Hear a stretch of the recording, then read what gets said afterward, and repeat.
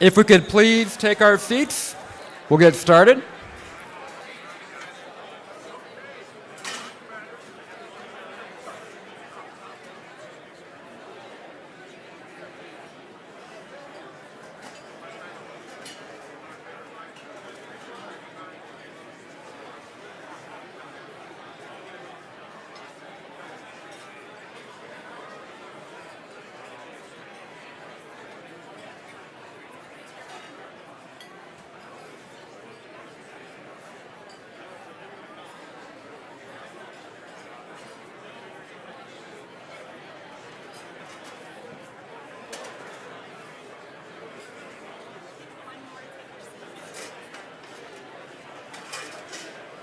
We'd like to get started.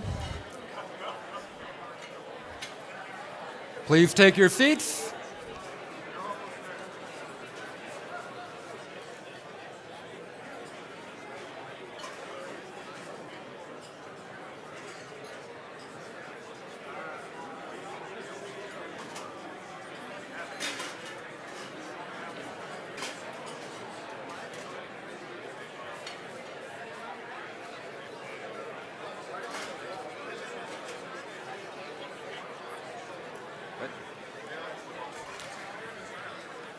Good afternoon. I'm John Kenworthy, Executive Director of Brick by Brick for Tanzania. And what we do is we build preschools in Tanzania, East Africa. As a member of the U.S. Global Leadership Coalition's Wisconsin Advisory Committee, it's my honor to welcome you today to discuss America's role in the global community. With the continued threat of ISIS, the refugee resettlement crisis, and new challenges popping up seemingly every day throughout this world, it's more important than ever that we understand the need for America to maintain a strong role in that world. When I travel to Tanzania, I have seen the direct positive impact of the U.S. 1% international affairs budget in action. I've seen that with my own eyes. Let me tell you a little story. On a recent trip, I was up in the mountains in a far-off, desolate place, way off the beaten path, and I was doing a site audit trying to find a new location for one of our schools. And I met Holga. Holga is an HIV widow. And Holga brought me into her home. And she lived there, a one-room house, with her two daughters. And the home was made of sticks covered with cow dung, dirt floor, and on the walls of her home were American tabloid newspapers. And it's kind of ironic, you can read the entire life story of Anna Nicole Smith on the walls of Tanzanian homes. She had one item of decoration, and that was a photograph of President George W. Bush. When I entered the home, she started crying, and she said, "Asante sana, Americani." Thank you, American. And she hugged me, and I hugged her back, and I said, "Kwa sababu, mama." Why? Why, mama? And she told me her story. She told me about her deceased husband. She told me about her two daughters. And she told me that she too was HIV positive. But because of a PEPFAR-funded clinic built alongside a Millennium Challenge Corporation road, she was able to receive the antiretroviral treatment she needed to sustain life. She thanked me as a proxy for all Americans. She thanked me for all of you in helping her provide for her daughters a chance at a better future. Today, here in Wisconsin, half a world away, we've assembled a distinguished bipartisan group of leaders who believe in hope. They know that America must be a global leader, not merely because it is strategic, not only because it's to our economic best interest, but that it provides hope to families like Holga's. These leaders are proud to stand with the USGLC in the effort to provide strong and effective leadership around the world. And I thank you all for being here. In particular, I'd like to thank Senator Ron Johnson for your dedication to our efforts. In a few moments, we'll have a lively conversation as to how America's 1% investment can strengthen the economy, fight terrorism, support our allies, create stability, and yes, provide hope. But first, I'd like you to hear a few other familiar voices who also believe the same way we do. Please watch.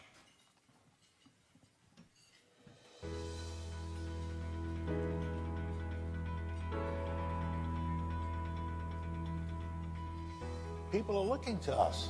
What are we doing to help them with poverty, with clean water? What are we doing to help them educate their children, getting access to the electronic revolution that has taken place? This is in our interest. Ask anyone in the military, in command or in the ranks. They'll tell you how critically important foreign assistance is to preventing wars and winning the peace. For over a decade, you've been driving the discussion about the role of development and diplomacy in American policy. In the past decade, this coalition has come to occupy a critical space in the foreign policy arena.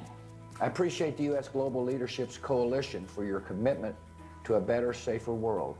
I want America to be strong and admired, and I want the respect to continue to be earned throughout the coming decade and into the next and into the next. And as supporters of the U.S. Global Leadership Coalition, I know you share that desire.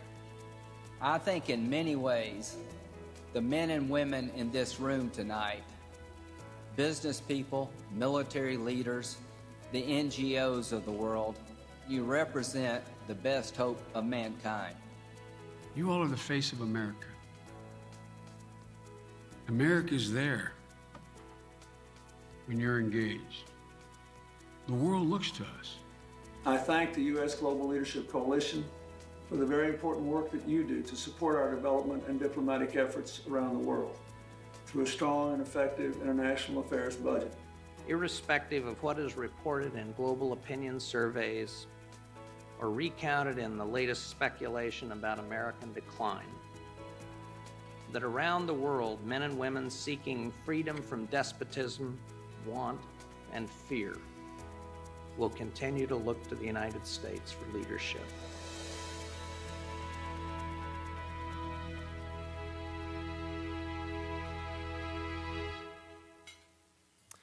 Good afternoon, ladies and gentlemen. My name is Will Davis, the Executive Director of the U.S. Global Leadership Coalition.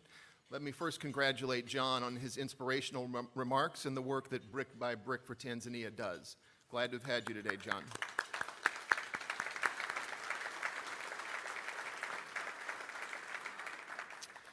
It's my pleasure to be in Wisconsin. I have to confess, it's been a few years since I was here last. On my last visit, I was out at Old County Stadium to watch the Brewers play, and was very impressed by when a home run is hit that Bernie the Brewer went down the slide into a massive beer mug. I'm from Cincinnati. We don't really have anything nearly as exciting when a Red hits a home run, but that's a great memory that I have of being in Milwaukee and coming back here today.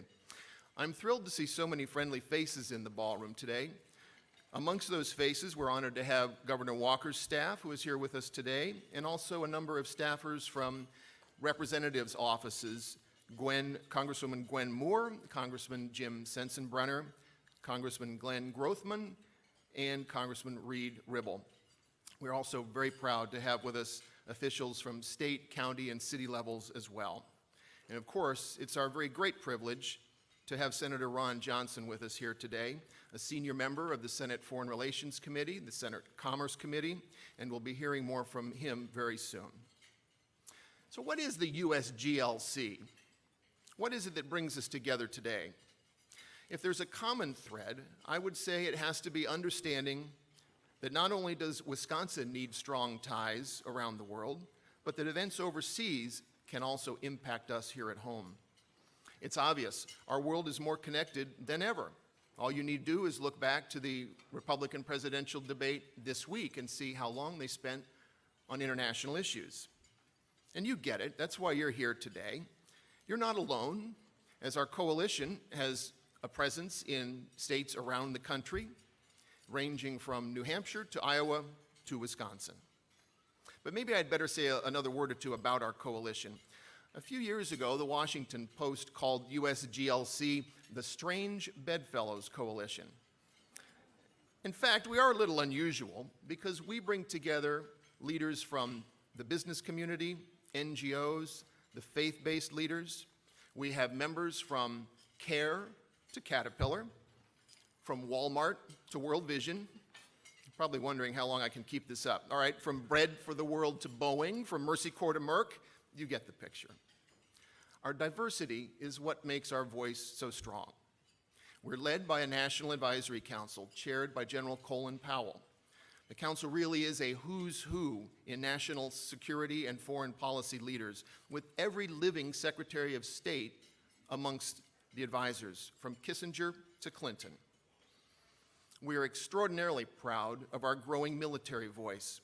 Over 160 3- and 4-star retired admirals and generals are counted amongst our National Security Advisory Council. We also have 30,000 veterans for smart power. These military leaders join us in the belief that military might cannot solve all problems. As General Jim Mattis, the former commander of CENTCOM, once said, "If you don't fund the State Department fully, then I'm going to need money to buy more ammunition." You'll hear today from General Conway to provide some further perspectives on the military's view on our work. Our members understand that we need to invest in development and diplomacy alongside a strong national defense. We believe that just 1% of the federal budget, and yes, just 1% of the federal budget is what funds all of our international programs, that these funds can help advance our security and promote our economic interests around the world. The international affairs budget is so much more than just foreign assistance. It's Peace Corps.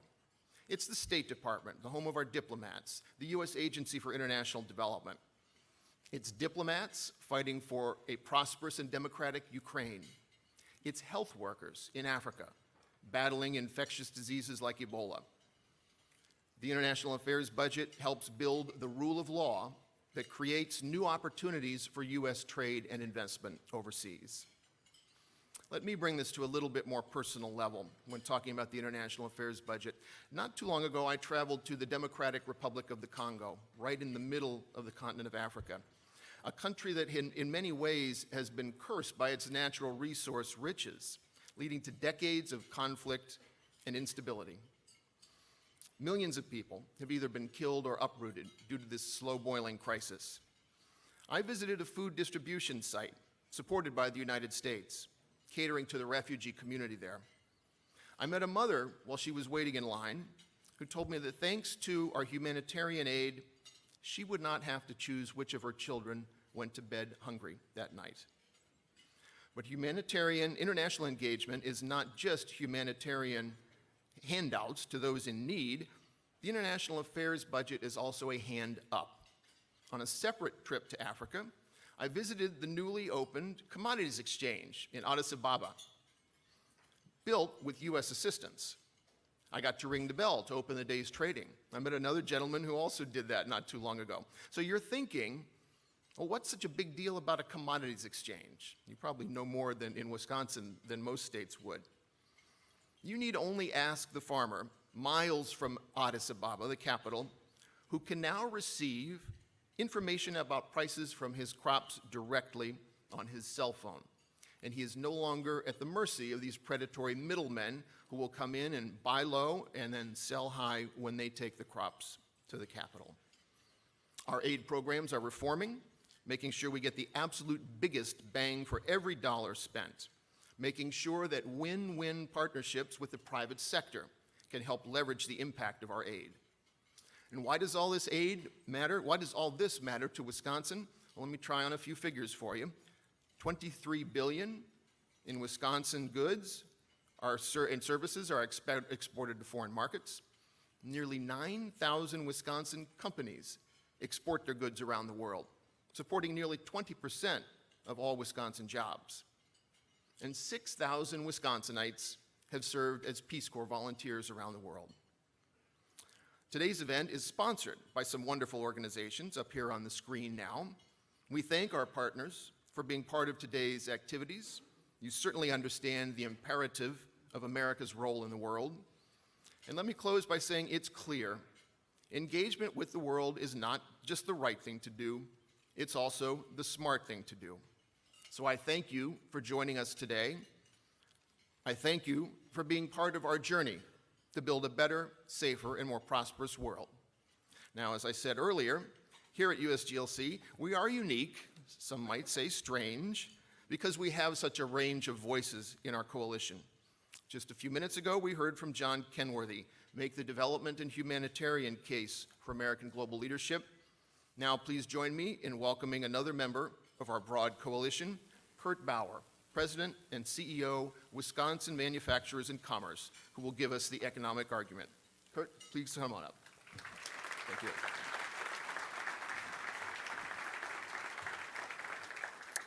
Thank you, Will. Before I begin, I'd ask that everybody interrupt their lunch for just a moment so that we can recognize the men and women who are with us today who have sacrificed in defense of our country. If you are a veteran, would you please stand and be recognized?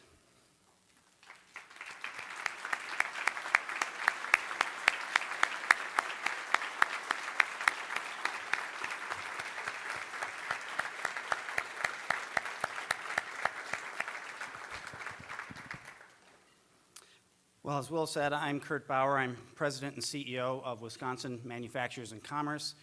WMC is the largest business group in the state, and we're a combination of three entities, all in one: the State Chamber of Commerce, the State Manufacturers Association, and the State Safety Council.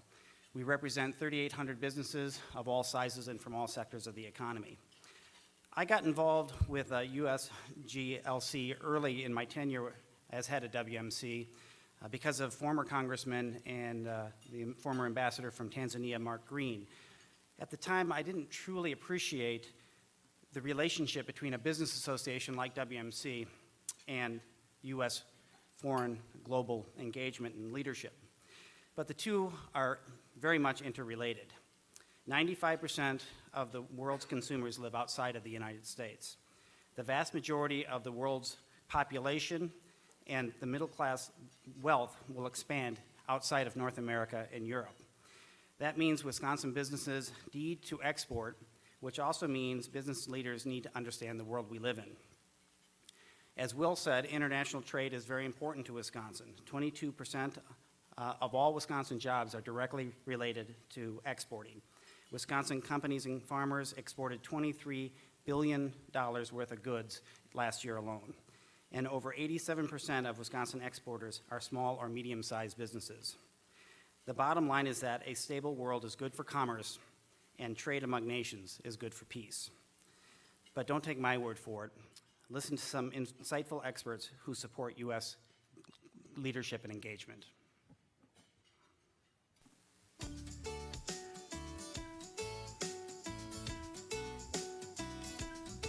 With our economy the way it is today, some people are asking why we're spending so much money overseas and not on creating jobs right here at home.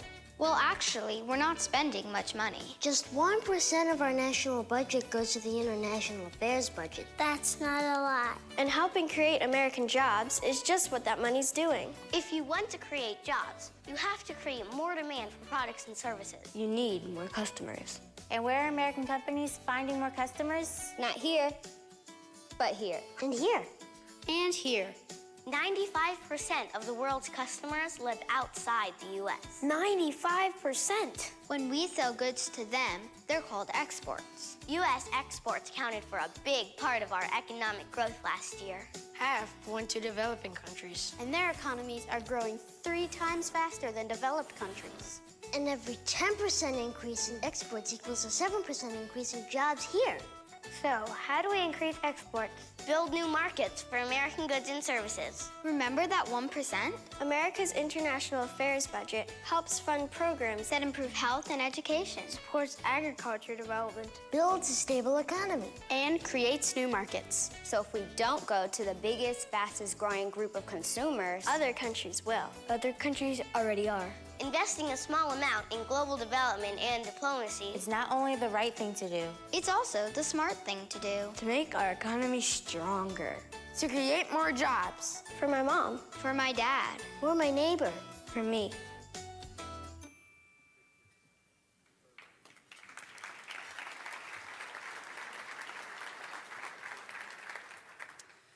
Well, we have an exciting lineup for you today. We are, of course, delighted to have our keynote, Senator Ron Johnson, but we also have some very distinguished guests that will be following the senator in a panel discussion. Joining us today in this discussion will be General James Conway. General Conway is a member of the U.S. GLC's National Security Advisory Council and a retired U.S. Marine Corps four-star general who was the 34th Commandant of the U.S. Marine Corps from 2006 and 2010, Semper Fi. He was previously served on the Joint Chiefs of Staff as an advisor to the Secretary of Defense, the National Security Council, and the President of the United States. General Conway has seen America's civilian and military tool in action throughout his entire career and is truly privileged to have him here with us today. We also welcome Bill Lane as Senior Director of Global Government and Corporate Affairs for Caterpillar. Mr. Lane is the leading business advocate for free trade and global engagement for over 35 years. Mr. Lane serves as co-chair of the U.S. Latin American Trade Coalition and is co-chair of the USGLC's Board of Directors. Moderating today's panel is a Wisconsinite, K.T. McFarland. Ms. McFarland is a Fox News national security analyst, appears regularly on Fox Business News, and she is also the host of one of the Internet's most watched national security shows, DEF CON 3. We look forward to hearing from this distinguished panel very shortly. But first, it is my honor to introduce Wisconsin's senior senator, Ron Johnson. Senator Johnson is a former businessman. In fact, Senator Johnson is the only member of the Congress in both houses from the manufacturing sector, a huge asset for us here in Wisconsin, given that manufacturing is our #1 business sector. Senator Johnson prides himself on being a true citizen legislator, and he is a respected voice on U.S. national security issues. He is a senior member of both the Foreign Relations and Budget Committees and is chair of the Homeland Security Committee. Ladies and gentlemen, please welcome U.S. Senator Ron Johnson.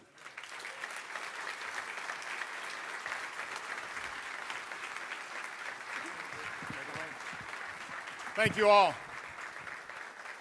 Thank you, Kurt and Will and John, and really thank all of you for being involved in what I think is a very worthy effort.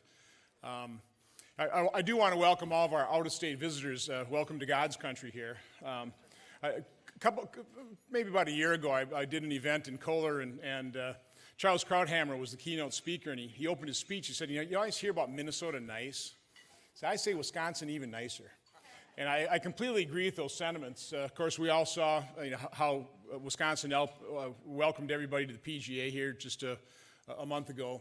And I think all of you out-of-state folks here that are going to interact with the good Wisconsin folks, I think you'll see that Charles was absolutely right.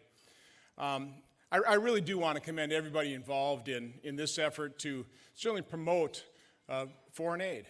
It is not the most popular form of government spending. It is actually the least popular, which is why it needs real promotion.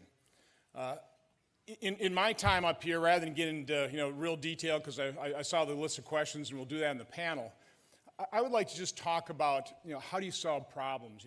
What is the type of attitude you really need to bring to solve these enormous challenges facing this nation and facing this world? I think it starts with first principles. I happen to think, and unfortunately not everybody believes this, but I think America has been a phenomenal force for good in the world. We're not perfect. No nation, no person is.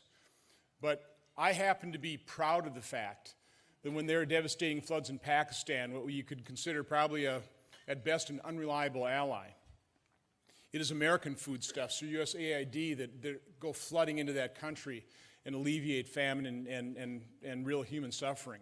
You know, the PEPFAR effort in Africa, when AIDS is devastating a continent, it's through the leadership of George Bush and the American Congress and the American people that we have alleviated the suffering of AIDS and done so much good work in Africa. And of course, when devastating tsunamis affect Indonesia, it's our fleet that goes rushing to save those individuals. So the fact of the matter is that foreign aid, if it is spent well, it's money very well spent, and it can be a real surrogate for defense spending. So we need to keep that always at the forefront. We need to understand that, and we need to promote it. Because trust me, when it comes to foreign aid, it is the most unpopular form of spending. And, you know, we just have to continue it. Now, I started this technique. This is actually at Madison Rotary, where I was giving my really depressing PowerPoint presentation, which you're not going to be subjected to today. But I got in, you know, let's face it, Madison for a conservative Republican may not be the most friendly environment. And there's a crowd not quite this big, but I stood up on the stage to start my presentation. About 2/3 of the individuals looked like this. And, you know, and they weren't cold, they just weren't particularly friendly. And I thought, well, you know, I've got to break the ice here. We're talking about some pretty serious challenges. So I kind of went back to my business background. You know, I did a lot of negotiating in manufacturing. I'll guarantee you I did not start my business negotiations by arguing. What I did on the front end of any negotiations, I lay out all the areas of agreement. It tended to develop a relationship, develop a level of trust. So when we finally came to those areas of disagreement, let's face it, there's no two people that agree on everything. It was just a whole lot easier finding common ground. So that day, and I'll start out today as well, you know, let's start a political discussion with an area of agreement. We share the same goal as Americans. We all want a safe and prosperous and secure America. You know, because we're talking about the U.S. Global Leadership Coalition, let's expand that. We all want a safe, secure, and prosperous world. We're concerned about each other. We all want every American, every Wisconsinite, every human on the planet to succeed, to have the opportunity to build a good life for themselves and their family. That is a goal, an aspiration that we all share. So as we start grappling with these enormous problems, whether here in the city of Milwaukee or in the state of Wisconsin or within our marvelous country we call America or throughout the world, let's at least start those discussions recognizing that we really do share those same goals, those shared purposes. Let's not question the other side's motives. Step number one. If you're really going to solve a problem, and this is where my accounting background, but also my manufacturing background comes in pretty handy in my current role. There's actually a process you go through in solving a problem. It starts with defining, acknowledging reality. The first step in solving any problem really is, once you've kind of identified you've got it, is you have to admit you have it. And then based on that reality, you have to set yourself achievable goals. Now, that can be pretty difficult. But when you start taking a look at all these enormous problems that plague the world and plague America, I go to a quote by the former chairman of the Joint Chiefs of Staff, Admiral Mike Mullen. When he was commenting on the threats to our national security, he said, you know, the number one threat to our national security is our debt and deficit. I agree with that statement. The solution to all of these problems, whether in our state, whether in our nation, or around the world, is economic growth, economic prosperity. And the beauty, when you start facing those problems, is that we know how to solve them. If we're willing to face reality, if we're willing to face facts, we understand what makes an economy grow. I mean, look at America. We're 5% of the world's population, yet we account for 20 to 25% of the world's goods and services. We know how to do it. By the way, there's a hint here how not to do it. It's not by growing government. We understand economic models that have been tried, and trust me, I understand the appeal back in the 20s and 30s, during the Depression, where income inequality was raging as it is today. It's a problem. I can understand people wanting to experiment and say, boy, maybe there's a better model than this laissez-faire free market economics that doesn't seem to be working out so good in the 20s and 30s. So they experimented with things like socialism and communism. But we have to be honest with ourselves. Those economic models utterly failed. And one of the geniuses of our founding fathers is their realization that, as human beings, we need government. I mean, we're men, we're women, we're imperfect. We have to have a civilized world, a civilized country. So we need government. But they understood that government wasn't here to solve all our problems. They understood that, by and large, government was something to fear, because as it grew, our freedoms receded. And you take a look at these grand experiments in socialism and communism, and they basically confirm what our founders, those geniuses, knew. That if you rely on government, if you grow it, with the best of intentions, I mean, all of this is always with the best of intentions, because we are compassionate people. We share that goal of wanting everybody to succeed and survive and thrive. But the basic sad fact is all those good intentions end up crashing on the shore. And there are very serious negative unintended consequences, because it results in totalitarian regimes that reduce freedom, that produce genocide. Millions of humans have died with those grand experiments. So what we need to embrace and what we need to promote is American values of individual liberty, of freedom, of limited government, efficient government, effective government, and a free market competitive system that is not perfect, it never is, but that we all have to recognize is probably the best allocator of capital of any other economic system that's ever been devised. It's an economic system that has lifted more people out of poverty than anything that has ever been tried. So again, as I've traveled around the state of Wisconsin in my 4.5 years as being the United States Senator from the state, is I've given my PowerPoint presentation really detailing the really depressing facts of our economic challenges. What I've been trying to do is I've been trying to lay out information. I've been trying to lay out facts. I've been trying to get my fellow citizens to face the reality, even when they are harsh realities that nobody wants to face. We wish they weren't true. But I've been trying to lay out those realities to get people to think long, to think hard, to look back at history, learn the lessons of history, don't forget them. Learn those lessons of history, because it's all there.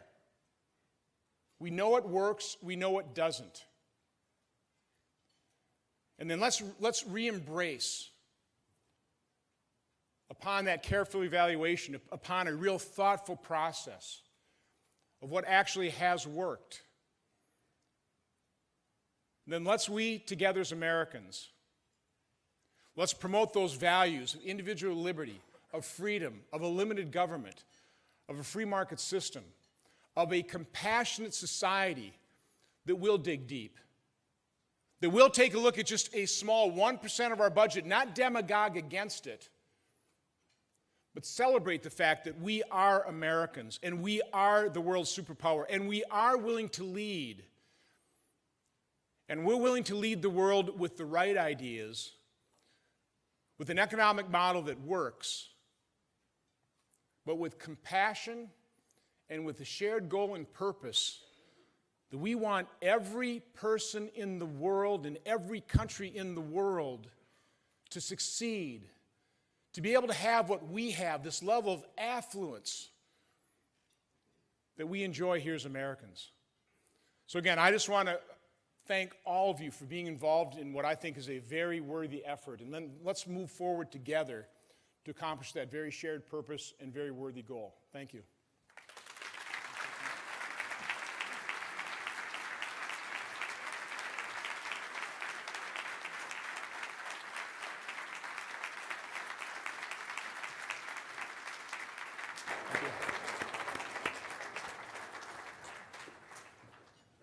General? Okay. Nicely done, sir. Thank you. Now, just in case you can't tell these three guys apart, I want to make sure that you know this is Bill Lane of Caterpillar, General Conway, Marine Corps, and Senator Johnson, and I'm KT McFarland from Fox News. I want to ask a couple of questions, and certainly to follow up from the great things that really inspirational things that you've just said. How many of you have been watching the presidential debates? Very hard not to. Everybody. I mean, even the ones on CNN, right? The national security issue is probably the #1 issue, and what Senator Johnson just talked about, U.S. global leadership, what's America's role in the world? That's got to be one of the major political issues in both political parties. Everybody agrees that the United States should be a global leader, as you very articulately laid out. The problem is, what do you do then? I mean, where do we disagree? What is America's role in the world? What do we want? Political leadership, military leaders in the world, our economic model? Can we afford it, whatever it is that we want? And finally, in a very practical sense, what do we get for it? I saw earlier when Kurt Bauer asked how many of you have been in the military. How many, I'm going to ask a different question. How many of you are involved in manufacturing? How many of you are involved in banking, business? How many of you are here because you heard there was going to be a good lunch? All right, everybody's hand went up. Senator Johnson, for those of you who are just here for the good lunch and don't understand the rest, he's in the center of this national debate. First of all, because he's chairman of the Senate Homeland Security Committee. He's also on the Senate Foreign Relations Committee, and he's chairman of the subcommittee on Europe. Now, 2 months ago, that was kind of sleepy, but all of a sudden, that is a key issue. It's been pretty active for the last 2 years. And most of all, because as everyone knows about people from Wisconsin, you're always way ahead of the curve. Wisconsin is way ahead of that whole notion of sending businessmen to solve the problems of Washington. It's now, of course, the national vogue. We're looking for businessmen to try to run for president, but I commend all the people from Wisconsin who were there first. Today's threats are significant, they're different, they're cross-border.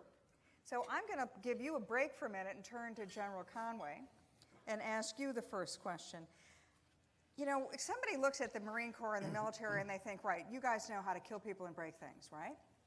And yet we have seen some of the most important senior military officers, admirals, generals, have joined the U.S. Global Leadership Coalition because they think it's not just military anymore. U.S. Global Leadership is comprised of many different aspects. Why don't you explain to us that at a time when we're cutting military budgets, so many military have said, look, I think there's an additional element of national power we want to promote. Yeah. KT and ladies and gentlemen, first of all, thank you for having us, and good afternoon to each and every one of you.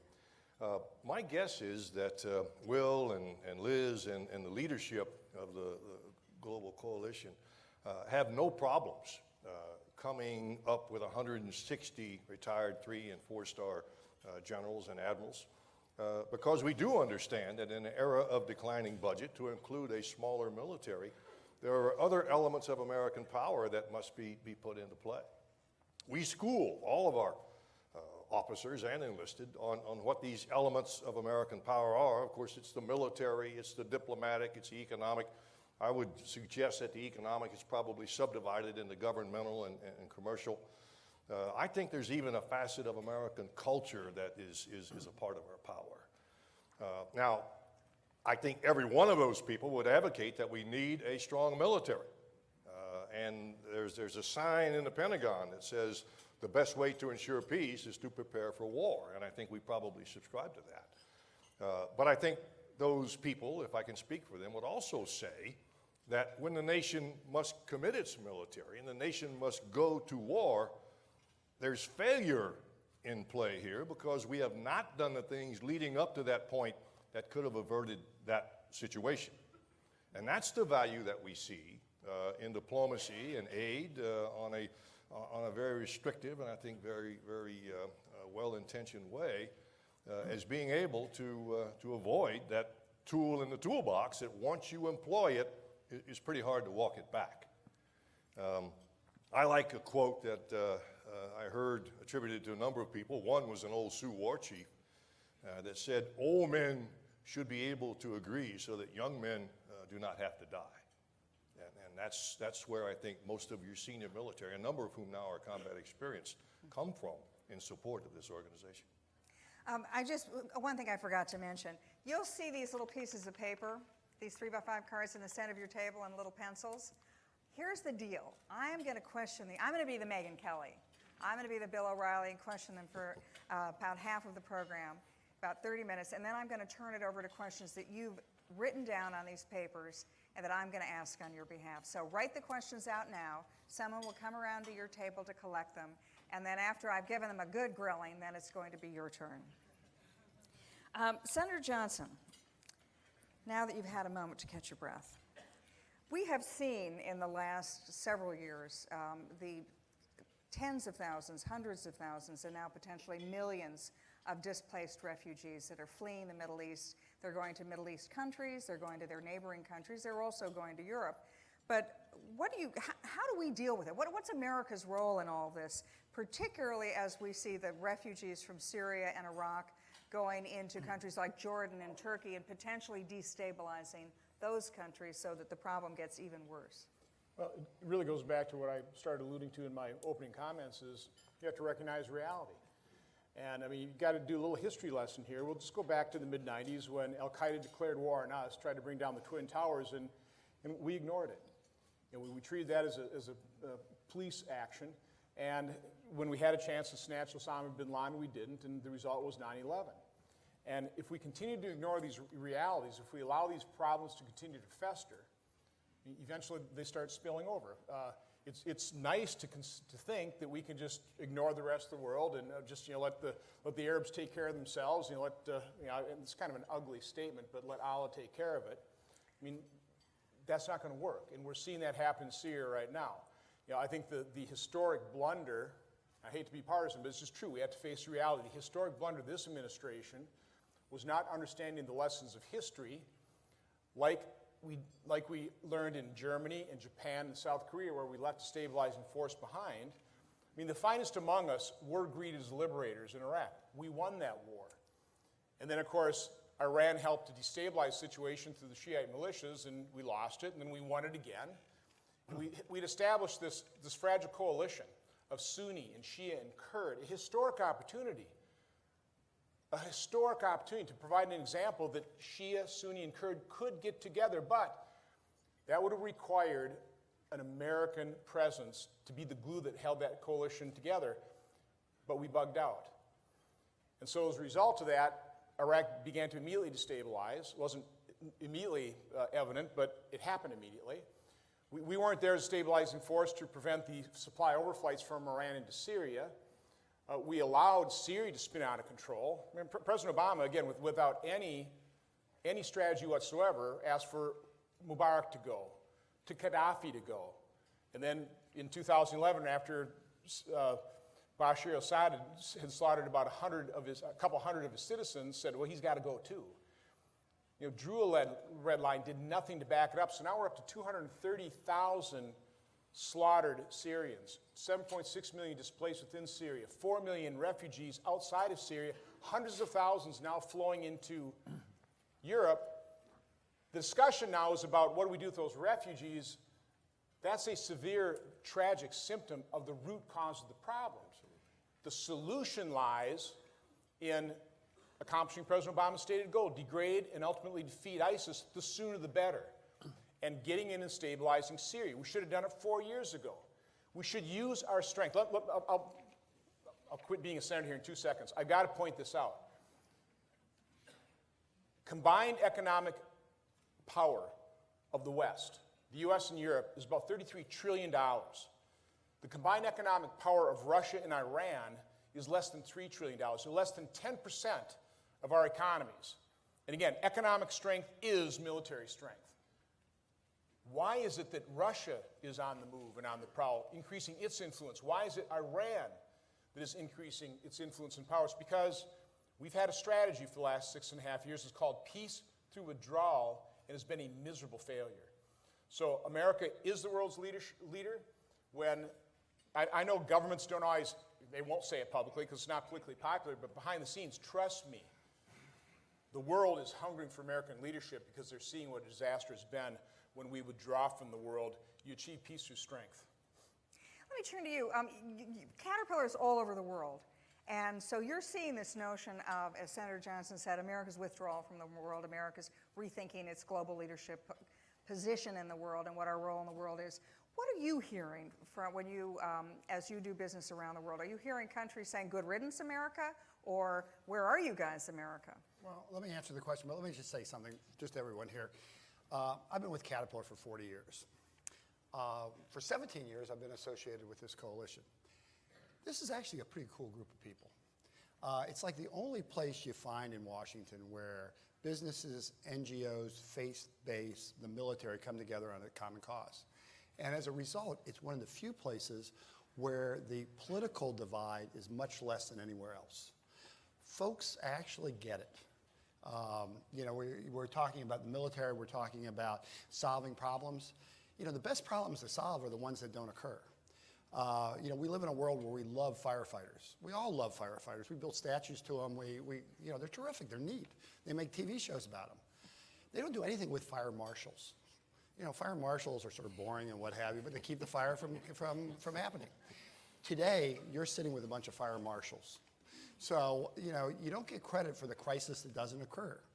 But you know what? Those are the ones that are really where we deserve a lot more attention. At Caterpillar, you know, in the 40 years, when I started with Cat, I was drawn to the company because it got it from a global standpoint. We sold all over the world, but almost all of our exports, and we took export markets seriously, were to rich countries. Europe, Canada, Australia, oil-producing countries.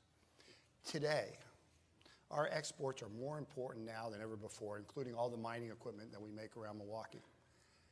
But today, our big markets are markets that 40 years ago were recipients of USAID, of American aid. They're markets in South America, Chile, Peru, Colombia, Indonesia, South Africa. I mean, these are our markets today. And you know, right now there's a little bit of a soft spot, but I'll tell you where you get the really robust growth is when these markets are growing. So what we do here are absolutely important. What am I hearing? You know, I think there is a sense of frustration or trying to understand what type of policies that we have, but they also know there's no substitute for American leadership. American leadership can be hard power, it can be soft power. The best is when you combine the two, and it's smart power. And for some of those that know anything about South America and what have you, I've dealt with a lot of different issues. But one of the ones I've been most proud of is what happened in Colombia. Colombia, 14 years ago, was on the verge of being a narco-terrorist state. The U.S. came in, the leadership was from Bill Clinton and Denny Hastert from Illinois, and they built Plan Colombia, which was a robust program that involved civil society, but improving the military. It was bipartisan, it was sustained. We got great leadership with President Uribe in Colombia, and over time, we now have a thriving democracy in one of our biggest markets. Now, we didn't have casualties. It was expensive. It was close to $1 billion a year. But when you combine the 14 years together, it's 4 weeks in Iraq. And now we have a very stable, growing economy. My only point is, when we work together, when we're smart, we can get results. And the best way to be smart is getting businesses and NGOs and the military all at least marching in the same direction. And by our own given talents, we really can make a difference. And by being here today, you've really started the march. Thank you. Well said.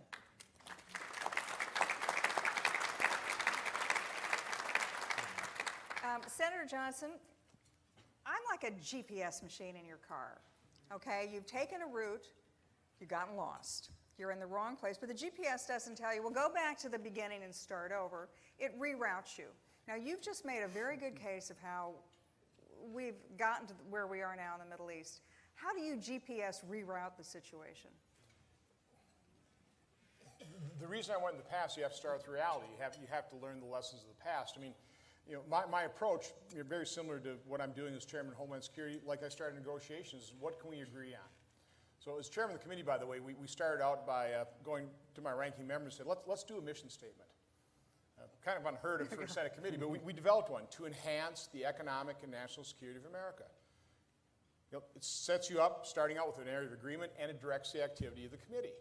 And so we established priorities: cybersecurity, border security, protecting our critical infrastructure. So what we need to do is we have to face the reality situation. We have to set achievable goals.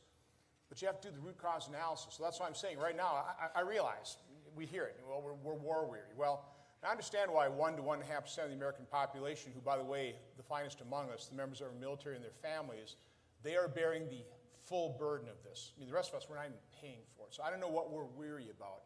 But we've got to recognize the reality situation that the refugee situation will be exacerbated. The more compassionate we are in terms of accepting refugees, the more that will spill out, and it will become a bigger and bigger problem. Start stabilizing countries outside of Syria.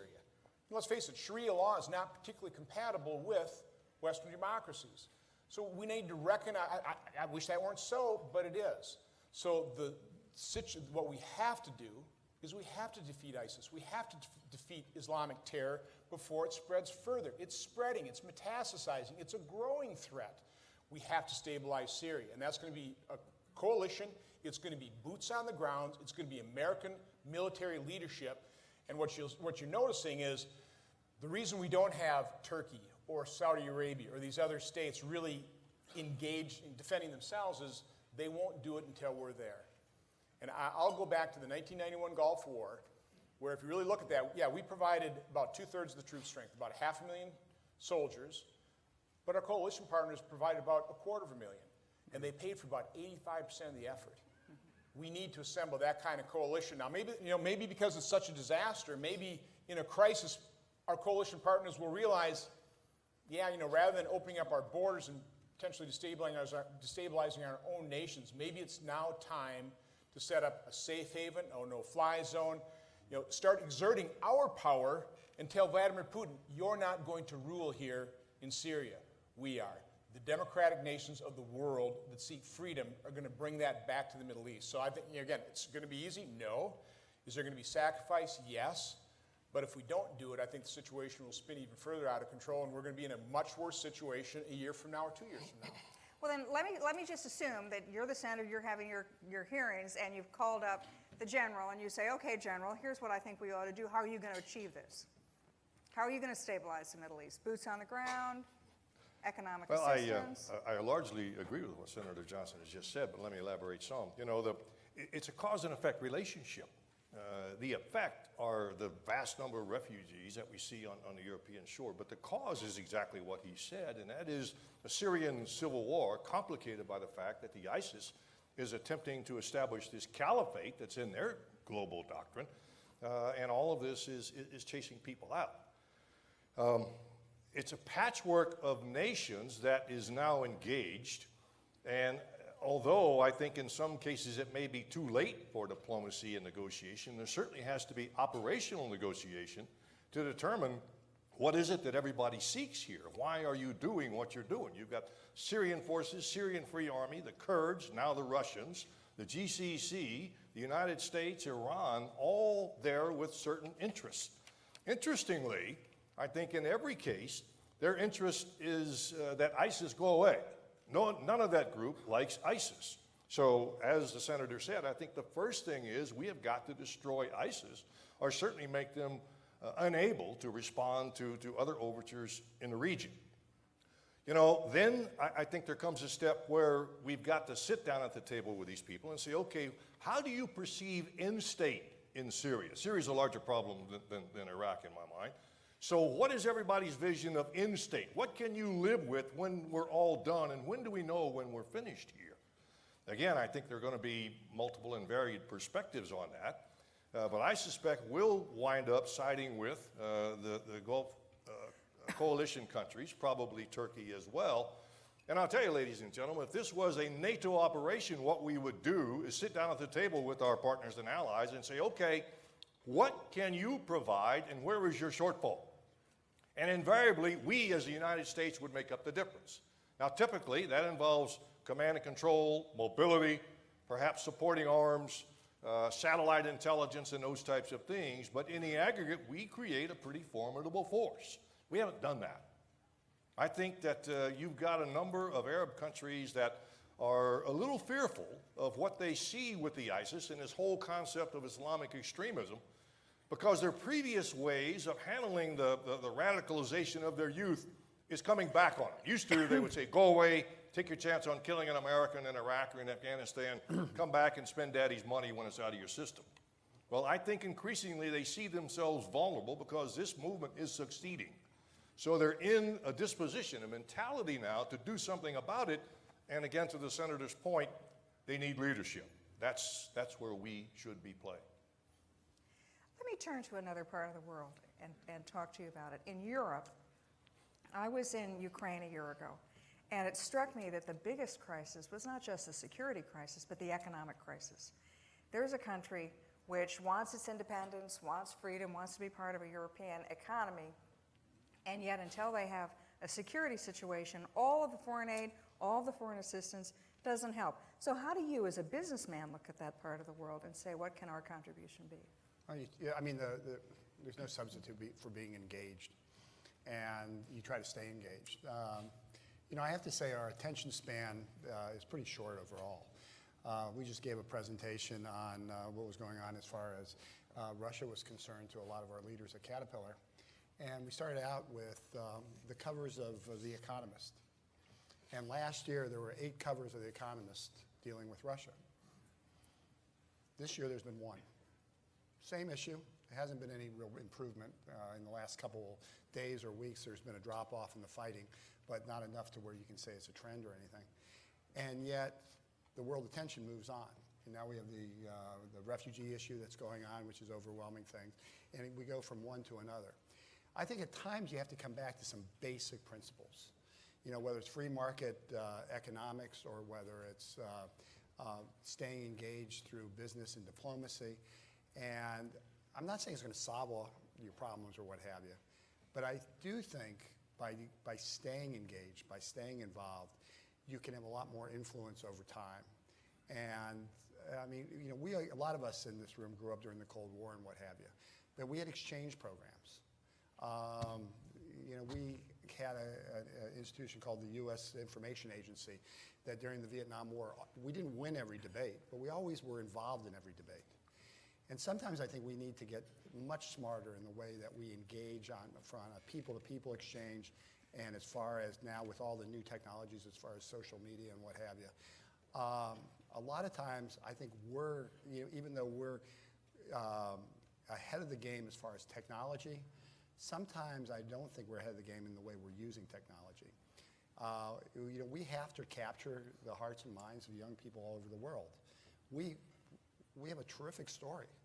We have phenomenal principles, but unless we're articulating those principles in a persuasive way, in an effective way, we're not going to prevail. So, I mean, we have real-life security issues that are out there that we have to address, and sometimes we have to do that through hard power. But sometimes we have to win the hearts and minds. We got to do that through soft power. And sometimes you got to mesh the two together. So, you know, what are we trying to do? You know, more than anything else, we're trying to stay engaged. One of the things, I worked for President Reagan, and as much as President Reagan was a hawk and he won the Cold War without firing a shot. And he did it because he used America's economic power. That's right. As you look at the world today, the challenges that we face, which are all over the globe, I mean, to quote the former Secretary of Defense, the world is exploding all around us. How do you see America's role, economic, political, military, but particularly as a former businessman, how do you see it economically? Let me use Europe as an example. I'm also chairman of the European Subcommittee on Foreign Relations, so I made a number of trips over to Europe, particularly Eastern Europe, the former Soviet Union countries. And there are 3 big problems. As Bill was talking about, we are not countering Russia's incredibly effective propaganda. I mean, we just really stopped. We disengaged from that, the West completely.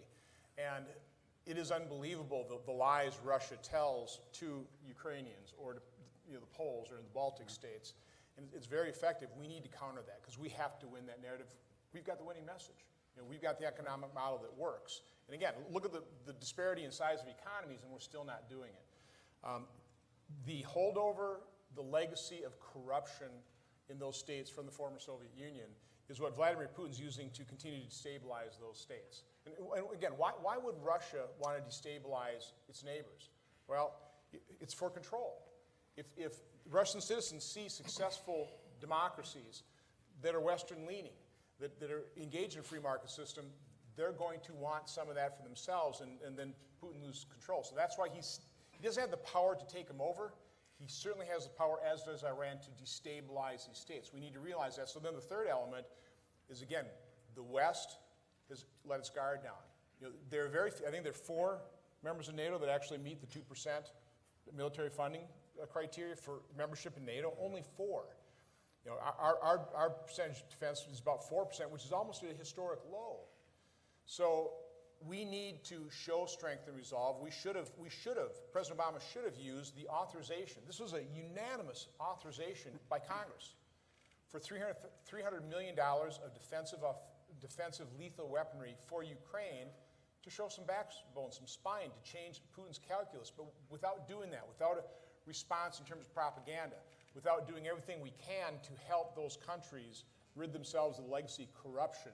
Let's face it, as a business person, you're not going to go into a country that's just rampant with corruption, where the only way you can do business is provide bribes, and of course, U.S. companies can't do that. Precisely. So there will be no investment, there will be no economic development, which again is the number one component for solution of any country is economic growth. So those are the 3 elements. We got to counter the propaganda, we have to be strong militarily, and we've got to help them really establish a non-corrupt rule of law.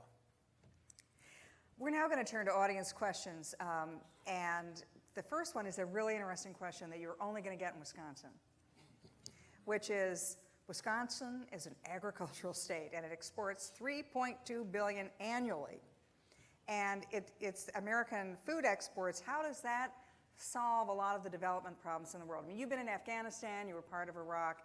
Does the U.S. agricultural contribution make a difference?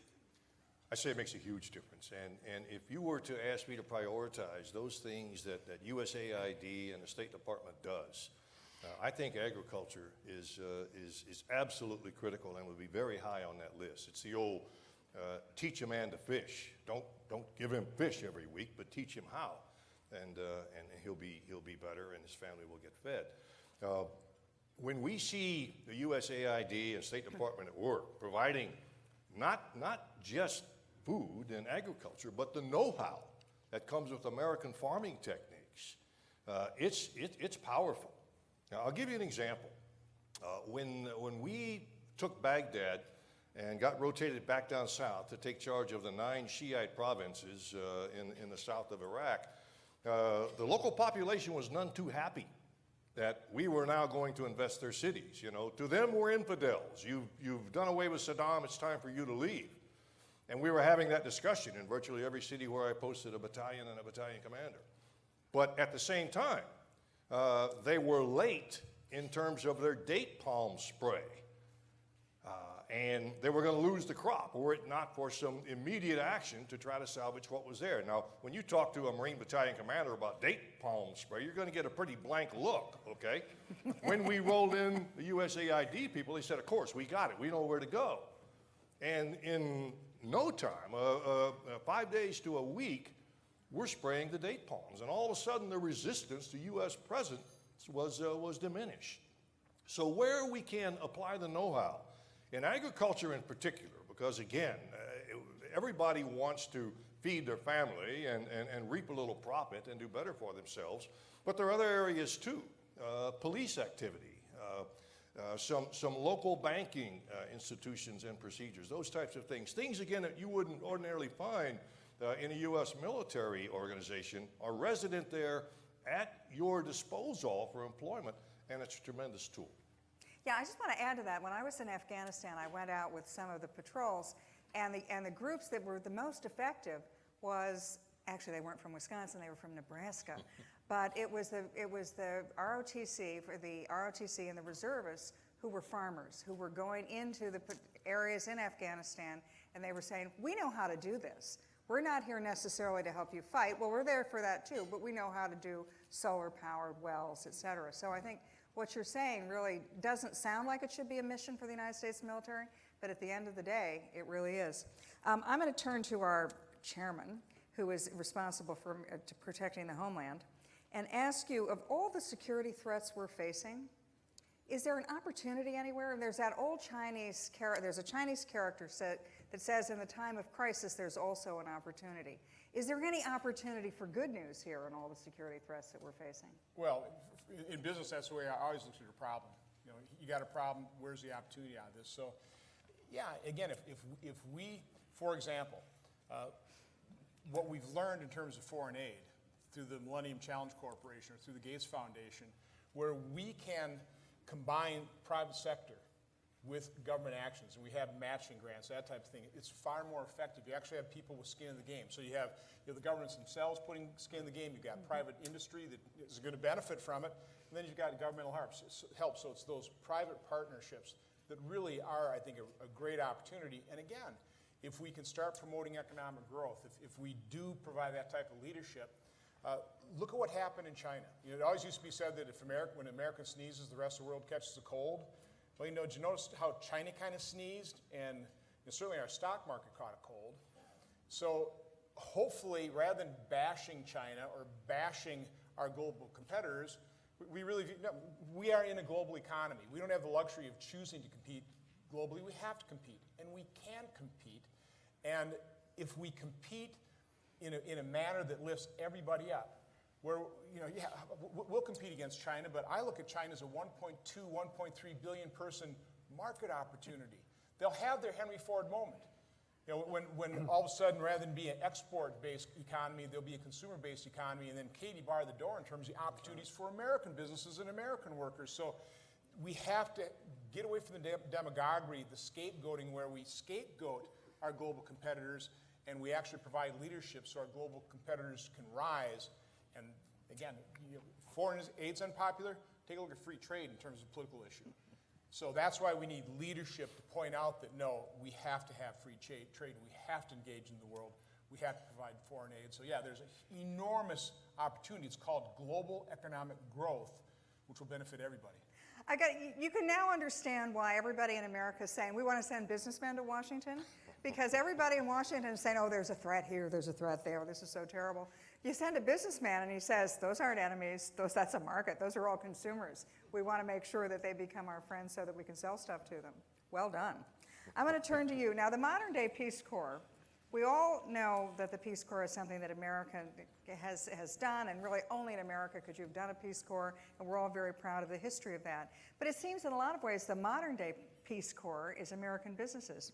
One of the audience questions is, how do we improve the role of languages in the U.S. education system? Because as Caterpillar goes all over the world, not everybody speaks English. Yeah, that's beyond my pay grade. I'm not going to be able to answer that. You're not going to answer this in Spanish? But I can't. Listen, I can't help you in another way. I mean, first of all, Speaker Hastert put me on a commission to look at the effectiveness of foreign aid. So we got to a lot of interesting places. And one of the places was Djibouti. And the students there were protesting because they didn't want to learn French. And we said, what do you mean? Why don't you want to learn French? French is the most romantic language in the history of mankind. And the students said, look, English is the money language. We've got plenty of romance. We need money. And, so I thought that was great. But let me just use the rest of this time just real quick. And I want to talk about your lunch for a second, because I think some of the problem, whether it's free trade or whether it's development or what have you, it comes to the way we explain things. And I want to talk about your lunch there. And if you pick through your lunch, you're going to find some cucumbers. We went into northern Honduras, and the U.S. aid program, now remember, we're using land-grant colleges, we're using Peace Corps, we're using USAID, where a lot of the folks aren't just kids, they're retirees. farmers and what have you that they might not want to do it for a couple of years, but they want to volunteer for a couple of months at a time. And they have a program down there where a farmer, usually it's 2 hectares, about 4 acres, and instead of doing beans and rice or corn, they want to do value-added goods. So they're doing oriental vegetables or they're doing sweet potatoes.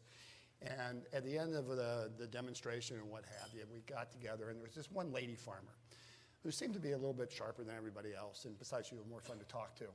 And I asked her, I said, you know, if you could grow anything, what do you make the most money on? Anything that's legal. And she goes, Commissioner Lane, I got to tell you right now, for 8 weeks in the winter, we own the American cucumber market.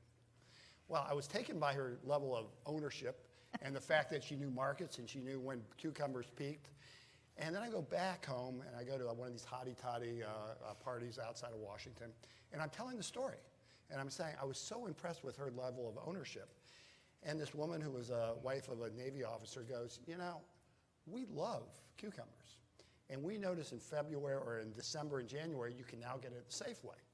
But they charge $1 each for those cucumbers. And I always said, boy, that's Safeway ripping me off. If I knew that that money was helping that lady farmer in Honduras, I'd be buying, you know, cucumbers all the time. I'd be buying pickles, for God's sakes. And so, you know, we took that. MCC has a program to improve the north-south highway in Honduras, the Port of Cortez. What do they need to do that? They need Caterpillar equipment. That helps, you know, Illinois, Wisconsin, and what have you. My point is, who's the big beneficiary? The lady who's growing the cucumbers? But everybody in this room. Because now we have a better standard of living because we're getting fresh cucumbers in the middle of winter, which we never used to get.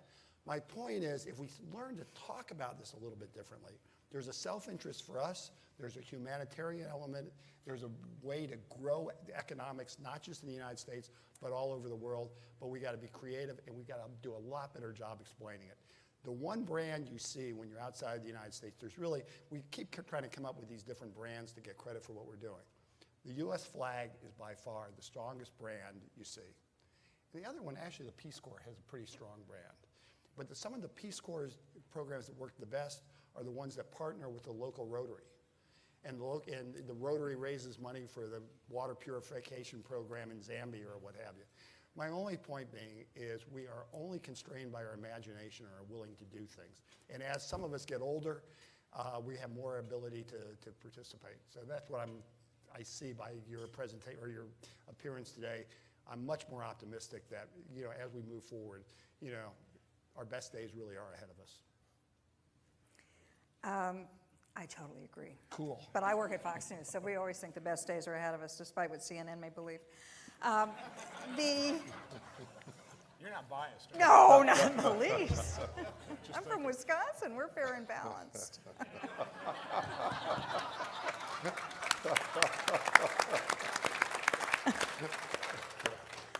I'm a Cold Warrior era, and in the good old days, probably when you signed up for the Marine Corps, we knew who our enemies were. We knew where they lived, we knew what they looked like, we knew how they fought. Today's enemies are often cross-border enemies, and we fear not strong states like we did in the Cold War era, but we fear collapse of weak states. One of the things we have to look for in a security sense is how do we deal with these cross-border crises, whether it's refugees, whether it's weapons of mass destruction. How do we prepare U.S. security to deal with those issues? It's really hard. We yearn for the good old days when we knew who our enemy were. They formed battle formations. We had front areas and rear areas and all those kinds of things. Perfect intelligence, if you believe the intel people. But today, it's very much more amorphous. And in some ways, very much more dangerous. I would advocate that, you know, we've got an immediate tactical threat, which is the ISIS. We've got a much larger strategic threat, which is this Islamic extremism. Mm-hmm. And it exists in every country. It's like a political party almost. It exists in every country. The question is, do they become strong enough within these existing states at this point to somehow cause a dissolution? But it's tough. So in the meantime, you know, we simply train our troops as best we can We train them on the culture. We try to inculcate some language skills, but it's difficult with all the other things we have to be able to do. You know, we simply hearken to the day where when there's conflict, be it major scale conflict or a small war, that in the end, we're going to rely on the great men and women out there to accomplish whatever the nation's objectives are. Again, it is quite more difficult than ever before because your enemy probably isn't going to wear a uniform. And he may be a farmer by day and an insurgent by night. And it's just really hard to tell the difference. So it increases that importance of understanding the culture, trying to generate a certain amount of information and intelligence from that culture, trying to get people off the fence where we do go, because you know, it was one of the great discoveries for us in Iraq. One was the strength of the tribal system. We didn't appreciate how much it would play as we tried to bring about representative government. But the other thing was murder and intimidation. And that's the first tool of these non-state actors. It's one thing if we go overseas to defend our country's interests, we can do that comfortable that if anybody gets hurt, it's just going to be us. It's another thing when you're asking for assistance and intelligence and help from the local. Because if that guy gets discovered and if he goes home at night, he could be visited that night with people that want to cut the throats of he and his family. And that's just a very different dynamic that we have to deal with. And it's very tough. I won't try to put it any other way. Let me talk about another cross-border crisis we face. You know, when I first started learning about Senator Johnson, I thought, oh, businessman from Wisconsin, Johnson. I get it, Johnson & Johnson. But now I found that that's not the same Johnson, sadly. Too bad. But if you were Senator Johnson of Johnson & Johnson, one of the issues that you would face, which an audience question has reminded me of, is the global health security issue. Pandemics, we saw with Ebola that what thankfully did not turn out to be a worldwide full-blown crisis could have been. And yet the United States, the first place anybody turns to is the United States military, because the military was going in and setting up and building centers to deal with it. The United States medical system, because that's where people with Ebola wanted to come. They wanted to come to the United States to get cured. And in fact, we now see that probably there might be a cure that's going to be fast-tracked that was made in America. How do you see the global health issue and the challenge that it presents to U.S. leadership? Are we the only ones who can do this? No, and you really need a global effort, as we found with the Ebola crisis in Africa. I'll actually give the federal government a fair amount of credit. I know we weren't successful immediately. We had people infected, but we learned very quickly from that. And by the way, we're probably going to have another problem with the returning flocks in terms of bird flu. But the USDA actually did a pretty good job of identifying the bird flu, which, by the way, can eventually spread and jump from species and potentially human, which could be one of those pandemics.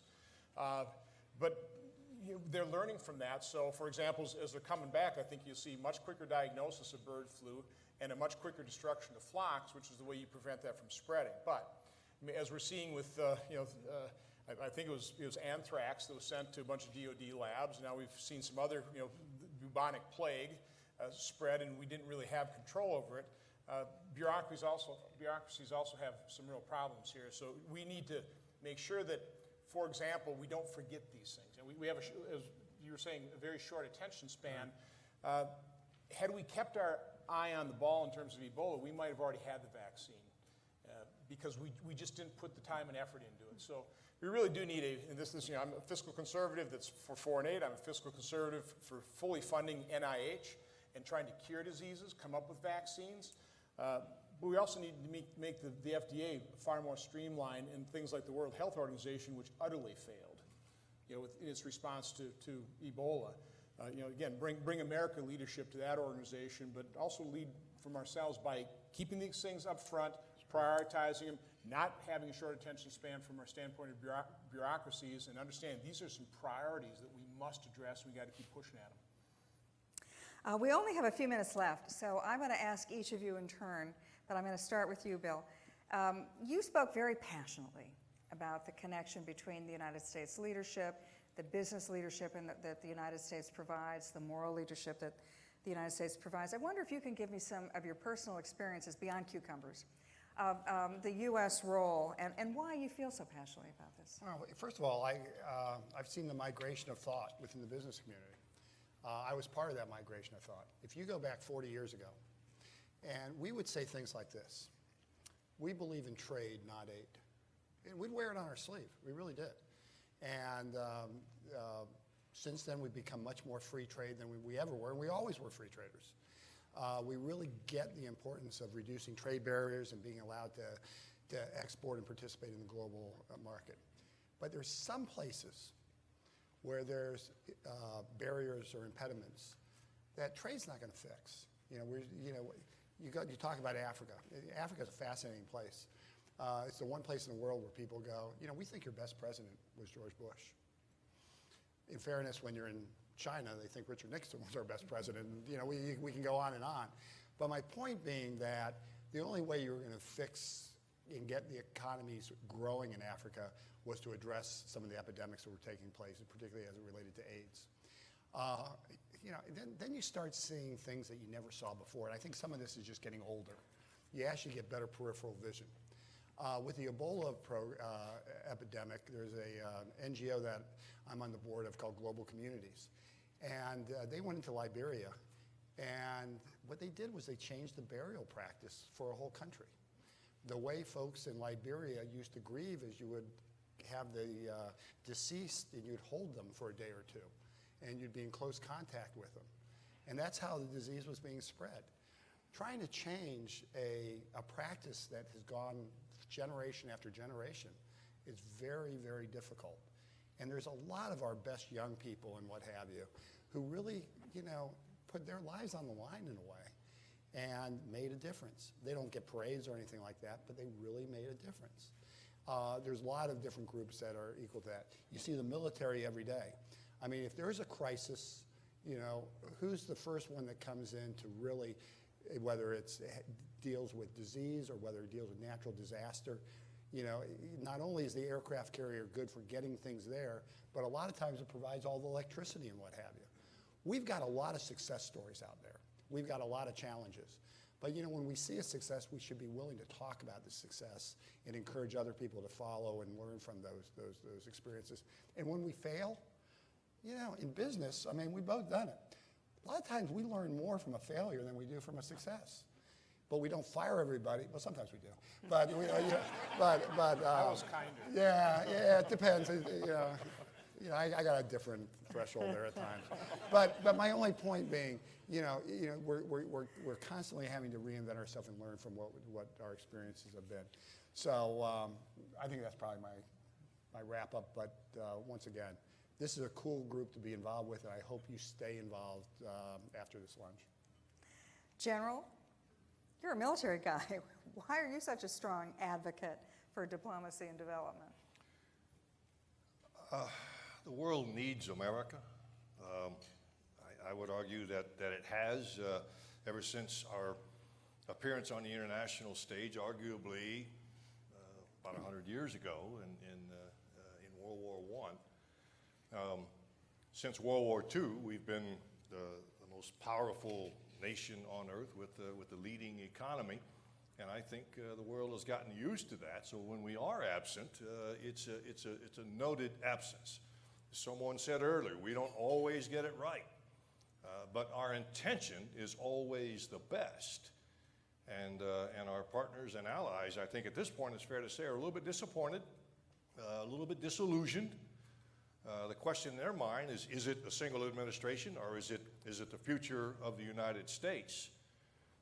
But I think that they still believe that they believe in America, and they believe that there's a need for America on this world scene, primarily from a diplomacy and a business perspective, but as required, I think, from a military perspective. And I'll tell you, ladies and gentlemen, history has shown that where there is a void, somebody else will fill it. And that's starting to happen right now. The question is, can we recover, or will these people be sufficiently entrenched that it's almost impossible for us to get back to perhaps to where we were? Colin Powell really said it well. He once remarked that for all of our power and strength, for all of our involvements overseas, the only land that we have ever sought was that we needed to bury our dead. Now again, if you read your history books, that is unique amongst every other powerful nation or empire that's ever ruled the earth. And that distinction is appreciated by our partners and allies, and really by the rest of the world. And they want to see us get back to that point. Now, I would say one more thing to this audience, because I know some of you have been the people that have sent them to us. Someone remarked about the almost $19 trillion national debt now. We're going to have to pay our bar bill on that. It's going to hurt, but we've got to help get the nation turned around in that context. So maybe it necessarily must be smaller. But what is not lacking are those tremendous young men and women that you send us every month of every year. I've seen them in combat. At one point, we doubted that they would have the discipline and maybe the strength to be good soldiers and Marines and airmen and sailors. We were dead wrong. We've seen them in combat, and they're eye-watering. And so whatever the task out there that faces them in the future of this great country, trust me, they're going to do an incredible job, just as they've always done, I suppose, but especially as under my view in recent years.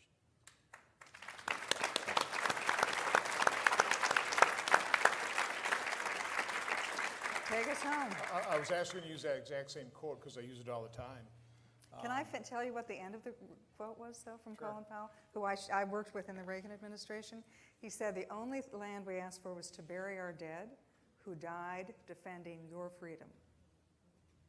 And that's even more powerful. Please. I think it gets back to my original point where I believe, and I hope we all share this, America's been a phenomenal force for good in the world. Not perfect, but a phenomenal force for good in the world. And I think by and large, the majority of people in the world, when they're not poisoned by propaganda, completely believe that. Let's face it, world leaders for their own demagogic purposes, for their own political purposes, will sometimes denigrate us and beat up on us, but they're people. Let's say the people of Iran. Trust me, they would much rather be allied with America than Russia, or be ruled by the Ayatollahs. Now, I'll never forget a story that John McCain brought back from one of his trips to Syria very early in that conflict. And he was in a refugee camp. And he was talking to a mother, and she loved America. And she was asking, "Where are you? Where are you? You can save us, but you're not, and because you're not, my sons hate America." I will never forget that story, and that's something we can't forget. So the world does look to us for leadership. They know we can provide that stability. They look for us to come and save them, and when we don't, we need to understand the repercussions of that, and we can't turn generations away from us. So the reason it is so important for us to stay engaged is who else can do it? And if we don't, the consequences will be very severe. But again, I do want everybody to understand, probably the best part of being your United States Senator is that unique contact I have with the finest among us. And we all have stories. These kids with 3 limbs blown off, and I'm talking to them, what deployment? Third deployment, sir, 4th. They didn't want to go back to Iraq and Afghanistan, but they did it, and they did it for us. And so in order to solve these problems, what I'm asking is let's continue to look and concentrate on the things that unite us, the areas of agreement. Stop exploiting the things that divide us. Because this nation is something precious. It is something precious. We are still cranking out. For example, talk about American leadership. Who saved the terrorist attack? Who prevented this terrorist attack in a French train? 3 Americans, 3 of the finest among us. That is noticed throughout the world, and again, it's noticed when we're not there. So again, never give up hope on this nation, never throw in the towel. I'm certainly not going to, neither can you. Very well done.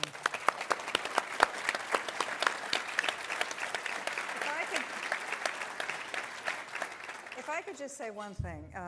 President Reagan, who I think a lot of people feel was one of the great presidents in our generation, when he left office, he gave a farewell address to the American people. And he said, of all the things that we've accomplished, rebuilding America's defenses, putting us on track, to ultimately defeat communism, restoring the American economy, he said what he was proudest of was that he restored America's confidence in ourselves and the world's confidence in us, and the world's understanding that we are the global leader, that we are the force for good. And I, as somebody who's unbiased, clearly unbiased, fair and balanced, but I want to say as a Wisconsinite, I am really proud to see the role that you've played in understanding the importance of America's role in the world, and to just stand up and be proud of it with good old Midwestern common sense. So, God bless. Thank you.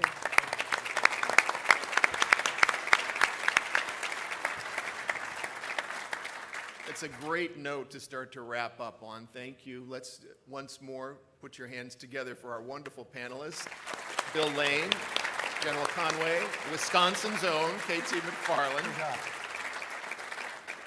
And thank you, Senator Johnson. As a member of the Senate, you're making a difference on Homeland Security, commerce, economic issues, and the Foreign Relations Committee, just as a start. We are honored to have you as part of the USGLC team.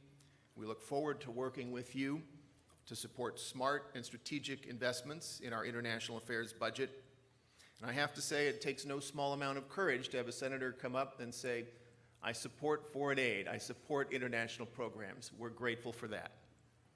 We want to thank our partners who helped us for putting on this event today. You have been able to see them, I think, on our big screens, and they've got some exhibitions out in the entrance area. So thank you. You are the ones who brought your folks in here today to join us. We're very glad about that.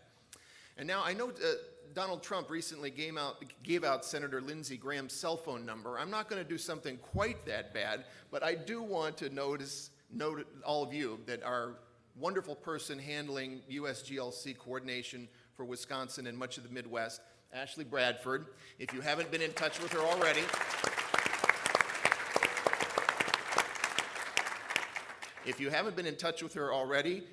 you should be, or she will come and find you. Last, let me leave you all with a call to action. What's next? We don't want to send you home with just a nice lunch in your tummies. We want to make your involvement something real. Respond to our action alerts when they come out. Thank members like Senator Johnson when they take a stand on positions opposing cuts to foreign aid. Send a thank you note. You may not think that it really matters, but when you put pen to paper or even keyboard to email, members of our House and Senate really do take notice. So take a moment just to communicate that. If you're a veteran, as others have said, thank you for your service. Join Veterans for Smart Power. Get others to join Veterans for Smart Power. You are a game changer when it comes to communicating these messages to our representatives. On social media, if you're not on social media, you're not part of the conversation. So by all means, follow us on Twitter, like us on Facebook, visit our website. And there, let me bring to a close our wonderful event bringing all of you together here in Wisconsin. We look forward to your continued engagement on the global scale as we will continue to stay engaged with you here in Wisconsin. Thank you very much for coming today.